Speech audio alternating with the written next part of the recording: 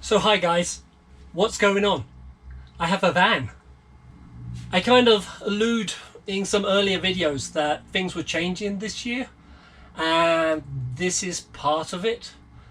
So I just sent or drove to the dealership with my 4Runner, traded that, got this big change. How did I get here? What led me down this path to buy a van? And why one built out already when most people buy a van and convert it themselves to do what they need? Well, the quick answer to a long process of deliberation is that my family's decided to move back to the Midwest from Colorado. My wife's family is in Wisconsin. That's where I met her. That's where we got married. That's where we originally raised our kids before we moved out here. And it's kind of time to move back so my wife can be near her family as her mother gets older and so on. So it's just one of those life things. Life happens, things change. My channel's called Colorado Biking, and next year it's not going to be about Colorado anymore. Now, my wife's quite reasonable, I'm reasonable, I understand the move. She also understands that she's pulling me away from the mountains and the things that I love. So we came to this deal, and we got to it through a fairly long process of, I can get a van, I can go traveling, I can head away. She has a family support system from when I'm not home, and I can travel out further afield.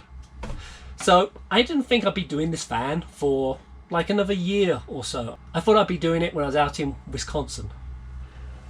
But I was like looking at fan build videos, you know, all kinds of people are doing this at the moment. It seems like the trendy thing to do. Van life, it's exploding, it's massive. And I kind of had a budget on, you know, buying a van, building it out, looking at what it would take. And over time, it's just sucking a lot of time doing research, trying to figure out, how do I build a van? I want a van with a shower. I want a van with a toilet.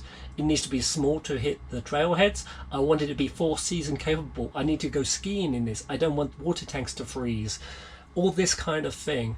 And it was taking a lot of stress. And so it kind of evolved around to, well, Winnebago a couple of years ago came out with the Revel. That's a van that kind of meets all those needs, but the garage wasn't really set up for mountain biking. Yes, you can put mountain bikes in the back, but it wasn't really that thing. Also, the list price, if you look at the list price, is out there. It's stratospheric. And I was like, yeah, just discount those. They're too expensive. Anyway, this is a very long story. Can I shorten it? When we went to an RV show just to get ideas on van builds, and it wasn't really a very good show that we went to. But anyway, realized that the prices that being listed are a lot lower than what's being advertised for. So I then went and took a look at one of these Revels and realized that, oh, the price that you can actually buy them for is nowhere near what they asked for list. It's a lot lower. You're basically looking at around 2/3 of what's being listed. Still not cheap, admittedly. This is an expensive vehicle. But then you start looking at, and I plan to do another video on the cost justification for this.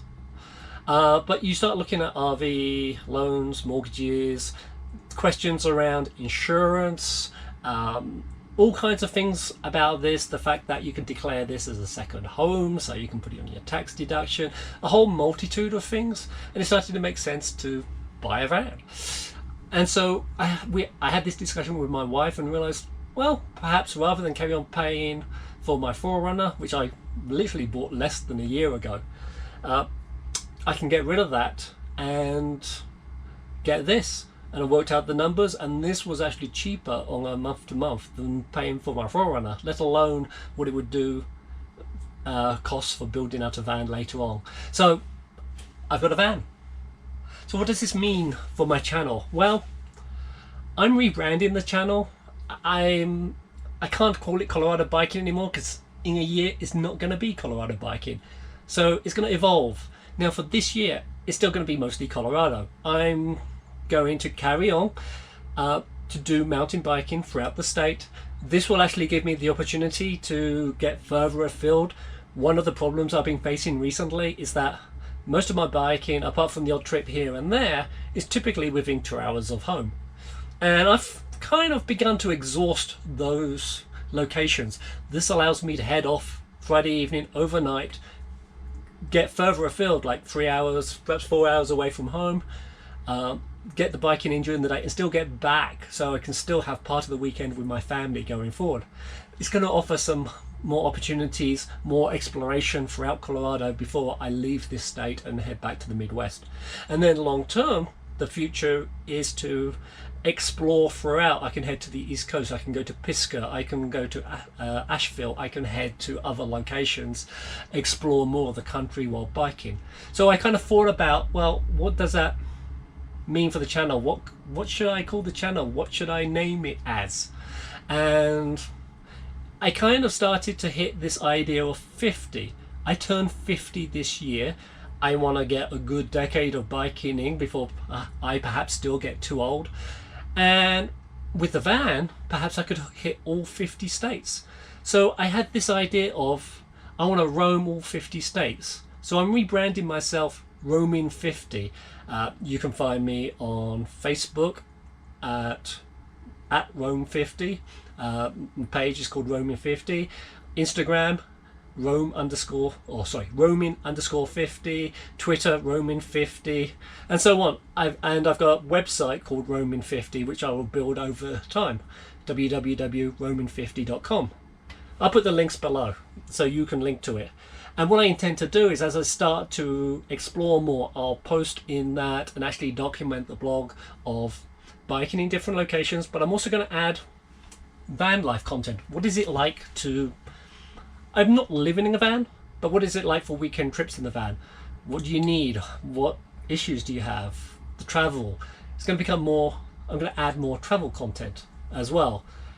I don't expect to do too much this year. I'm going to build up to it. But as we progress and as we move back to Wisconsin, I intend to add more content there.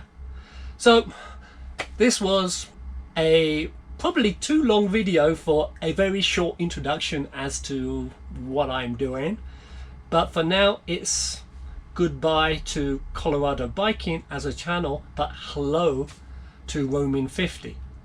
So if you see Roaming 50 come up on your feed, that's me. It's still going to be very Colorado based. And I'm going to reorganize my content. I'm not going to get rid of any of it that I have at the moment, but I'm going to reorganize the content by state as I start to travel to various states. I'll break out Colorado into more logical sections. So I'm going to be like Colorado MTB location, whatever it is, or van life, whatever it is. I'm going to label up my content to make it easier to find, so you know that something's van related, something's mountain bike related, or it's something else. And I'm going to organize playlists by state or logical reasons, like Central Front Range, Western Colorado, that kind of thing, and reorganize my content so it's easy for you to find.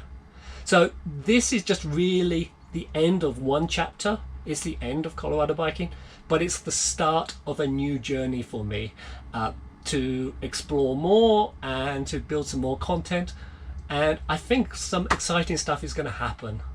So if you're seeing this for the first time, you've just discovered my channel, press that like. That really helps me out.